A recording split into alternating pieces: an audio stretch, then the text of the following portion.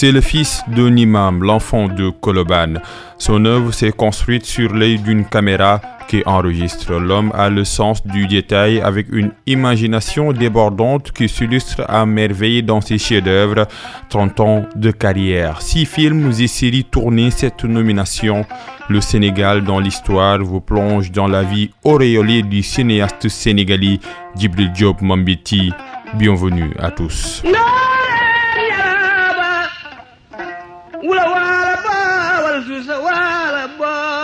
Devant ce micro, Papa Alioune Sarr.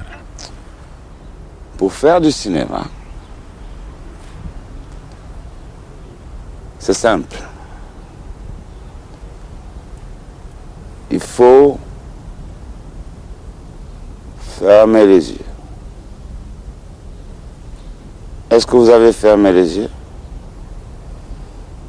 Alors vous fermez les yeux.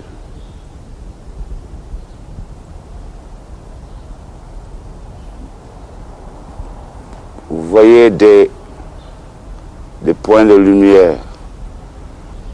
Et puis, on ouvre les yeux. On a une histoire. Le cinéma est pour lui une question de vue. Oui, Djibril Diop Mambéty avait le regard tourné ailleurs. Il est scénariste, il est comédien, il est aussi réalisateur. Bref, Djibril Diop Mambéty est un artiste. Dès son enfance, il connaît son domaine de prédilection.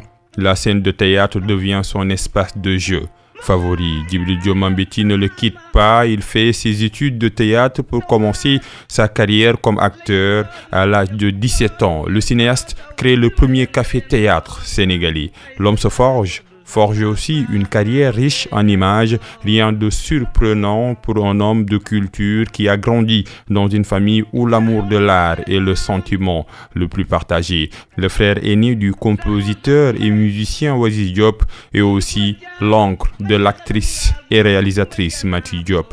C'est en 1972 qu'il publie son premier long métrage intitulé Tukibuki ou le voyage de la hyène.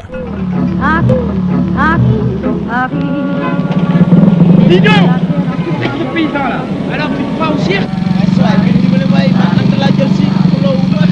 Ah, je comprends maintenant. C'est à cause de badolo comme toi qu'elle vient toujours en retard en réunion. Attends voir. C'est pour nous moucharder qui t'ont déguisé en cowboy.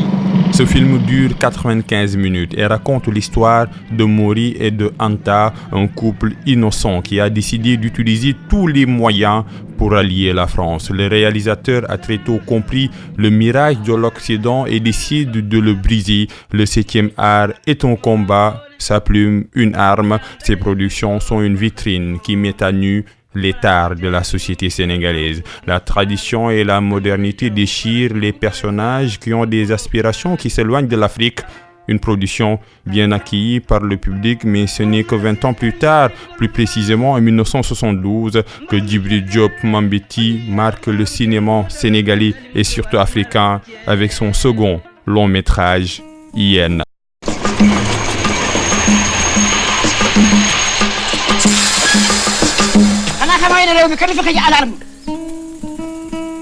Gan ci defaraat kàddu de dafa bëgg a mot def parenthèse.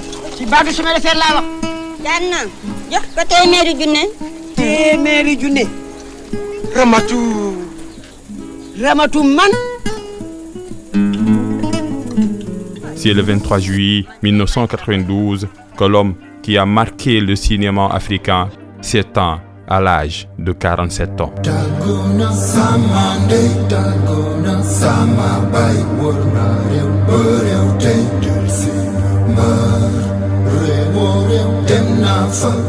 Mais avant de vous quitter, un fait historique s'est déroulé au Sénégal ce 18 novembre, n'est-ce pas, cher Diop? Effectivement, c'est le 18 novembre 1956 que la SFIO obtient 21 sièges alors que le BPS se contente de 16. C'est lors des élections municipales organisées à Dakar alors que le Sénégal était toujours sous le joug colonial. La liste du bloc sénégalais d'Union socialiste dirigée par Lamine Gueye s'impose devant celle du parti dioufiste conduit par Alfred Gou et celle de l'Union républicaine de Graziani autour des Européens ainsi que des métis et des autochtones conservateurs. Avec la constitution de 1946, de profonds bouleversements se sont produits dans la vie politique sénégalaise avec la loi Lamine Gueye du 7 mai 1946, une loi d'ailleurs qui accorde la citoyenneté à tous les sujets français. Les élections législatives du 2 juin envoient Lamine Gueye et Léopold Sédar Senghor à l'Assemblée constituante française. Malgré un contexte rendu difficile par la grève des cheminots le 19 octobre 1947, les municipales de cette année consacrent la victoire de la SFIO face aux listes de l'UDS-RDA, du RPF